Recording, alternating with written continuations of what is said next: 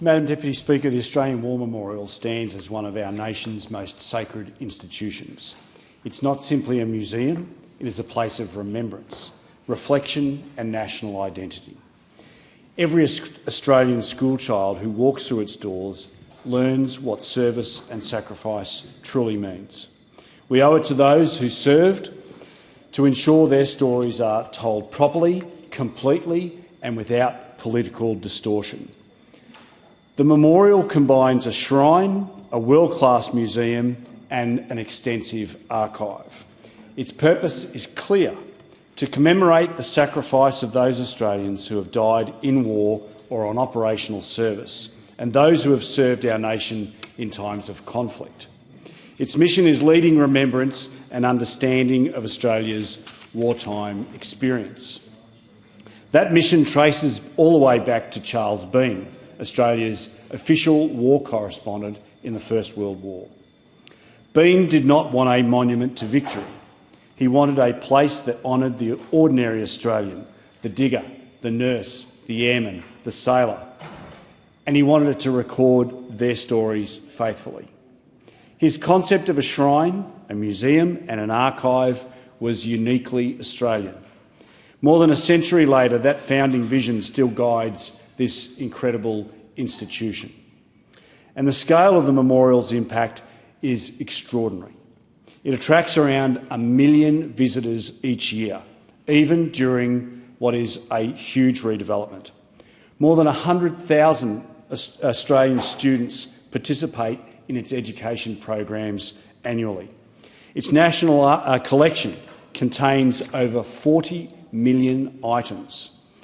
The Roll of Honour commemorates more than 103,000 Australians, one of whom was my great-uncle Murray Davies.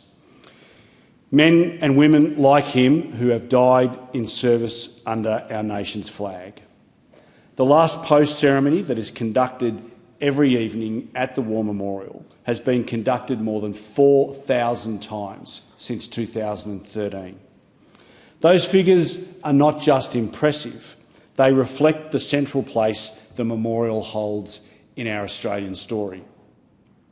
The character of Australian service has evolved. Since the Second World War, more than 100,000 Australians have served in modern conflicts and operations including Korea, Vietnam, Afghanistan, Iraq and numerous peacekeeping missions and humanitarian missions. Their service deserves to be recognised with the same dignity and space as those who served in the First and Second World Wars. That's why the Coalition, when we were in government, committed more than $500 million to the redevelopment of the Australian War Memorial. Early works commenced in 2020, with completion scheduled for 2028.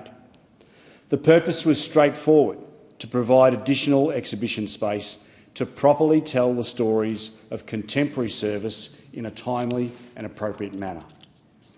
This was about ensuring that veterans of Afghanistan, those who served in Iraq, those who've deployed on peacekeeping missions or provided disaster relief at home and abroad, see their service acknowledged within the national narrative. Madam Deputy Speaker, I want to specifically acknowledge the leadership of the current Director, Matt Anderson. I also want to acknowledge the leadership of the former Director, Brendan Nelson, for their work in guiding this complex redevelopment and safeguarding the memorial's mission throughout this process. The professionalism of the memorial's leadership and staff has ensured that even during construction, the institution has continued to operate at the highest possible standard. The Australian War Memorial must remain above politics. Its council was established as an independent statutory authority. Its role is to preserve history, not reinterpret it through the lens of the government of the day. Remembrance must unite Australians, not divide them. This redevelopment was a clear commitment by the former coalition government to honour contemporary service. It was funded, it commenced, and it is being delivered. It is important that the historical record reflects that commitment accurately.